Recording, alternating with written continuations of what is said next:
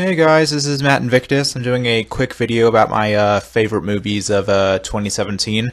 Actually thought last year was pretty good for movies, just because I was able to make a top 10 list. I was looking at all of the films that came out in like 2016, and I mean, even if I saw every 2016 movie that looked interesting to me, I still don't think I could make a top 10. But this year I could, so I think overall it's been a decent year.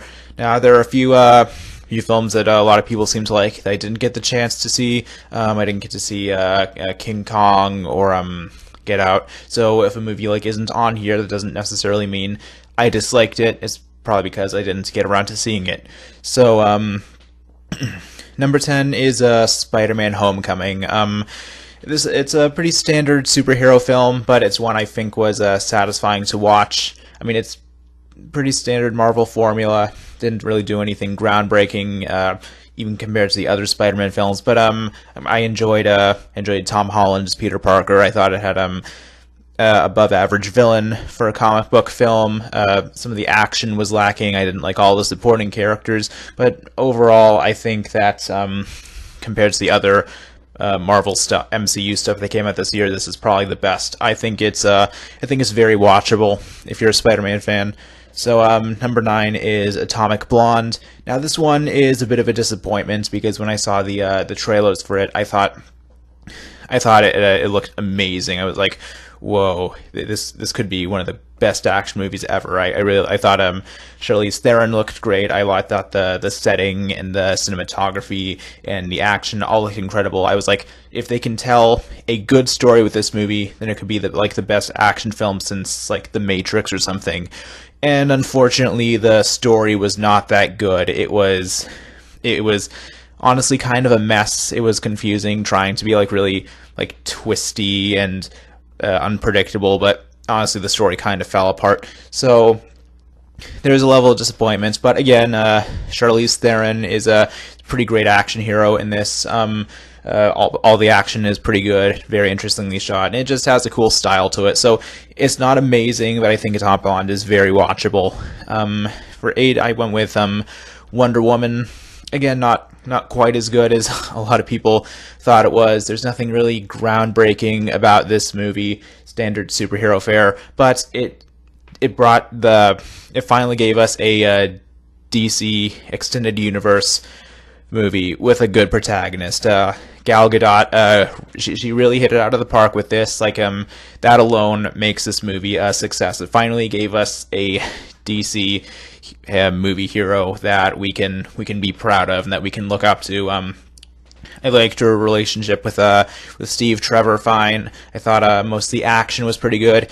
It wasn't perfect. It had your typical shitty comic book movie villain. The climax was a bit of a letdown, and again, a standard superhero film with a really good protagonist and a really good love interest. So I liked it. Then number 7 is Logan. I was really happy to finally see R-rated Wolverine. There is so much blood and gore in this movie, and I loved every second of it. This is after I don't know 8 or 9 movies with Hugh Jackman as Wolverine, we finally get to see full berserker rage. It wasn't perfect. I had some minor issues with how Logan was portrayed, especially towards the end. But for the most part, I thought they did a damn good job with him. I liked how they kept him as a very intense badass, but also gave him a more, I don't know, I guess emotional complexity is what I'm saying. X-23 was great. A child actor did a great job. I actually enjoyed the more kind of a neurotic, unstable take on Professor X. He was a joy to watch.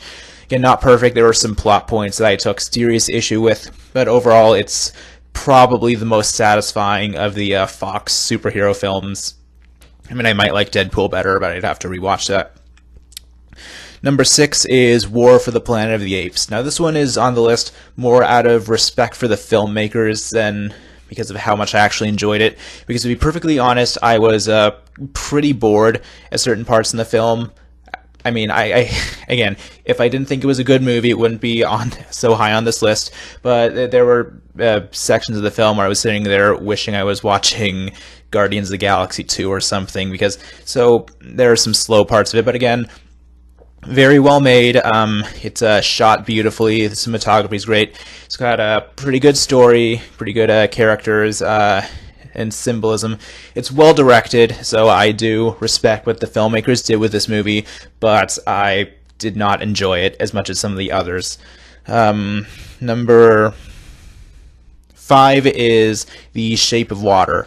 Now, this is a movie about a mute woman who fucks a sea monster. And when I say I fucks it, I am not exaggerating. She literally fucks this thing.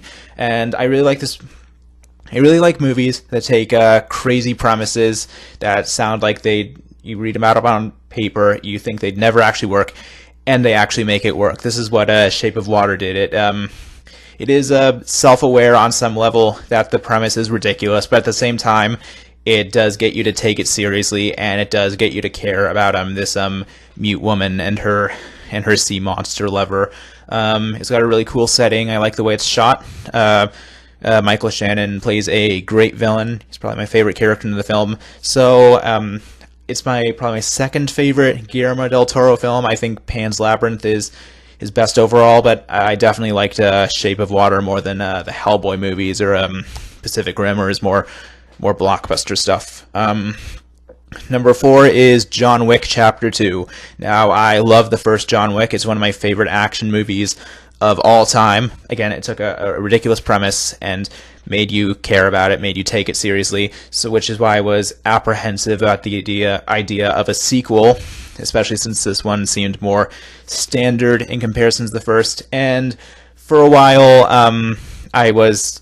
this movie was kind of disappointing at first. Like, for the first half, I felt like I was watching the first movie, only not as good. But then the second half of the film redeems it. It feels like they crammed all the good content, all the good ideas in, like, towards the end of the film. So it takes a while to get there, but overall, John Wick 2 does pay off, and it does sell you on the idea of a John Wick series, or at least I'd be fine with this movie, John Wick series, just being a trilogy. I don't want it to go past the third installment, but it does work. Number 3 is The Disaster Artist. It's the only comedy film on this list, and I feel like to really appreciate this movie, you have to know about like the backstory going in. You need to know all about The Room and Tommy Wiseau and just what this movie is all about to really appreciate it. I think it's entertaining even if you don't know all that stuff, but it's a lot more entertaining if you like get all the in jokes and everything, all the references, which is probably why I put it so high on this list. But I feel like it was the best possible movie they could make about this story, about the making of The Room. So it did impress me. It might not be for everyone, but I thought it was very satisfying. Number 2 is Baby Driver. This is one of those films that I really like, but I can't exactly put my finger on why I like it so much. I mean, maybe it's the style, how it's shot very stylistically. Maybe it's like the story, which actually is like very twisty and unpredictable in the way M. Night Shyamalan wishes he was. It's got a pretty good cast all around, very good characters. Again, superbly shot. So I guess it's just because it feels so like fresh and original and well put together compared to most of the other movies out there. So again, this movie, even though I don't know exactly why I like it so much, I did really enjoy it, and I definitely recommend it. And number 1 is Stephen King's It. And I know a lot of people are going to hate me for this. I know they think this film is overrated or doesn't deserve all the praise it's getting, but I disagree. I think that despite some problems, it does pretty much everything a good horror movie should do. It has a great villain. It does a great job with the protagonists. It's very creepy, suspenseful. It's got some good scares. It's on some level, it is kind of psychologically scary, not like some other films, but it's more than just in your face jump scares. So I enjoyed it more than any other film on this list. You all guys all know what a big horror junkie I am, how happy I am when I come across a really satisfying horror film, and that's what the It remake was to me. So that's my number one. And again, if there's a movie you really liked that wasn't on this list, probably didn't get to it, I'll try and get some down the line, but I'm very happy with the movies I saw this year. Not all of them were good, but most of them were at least satisfying. So thanks for watching, and be sure to subscribe. Good night, everybody.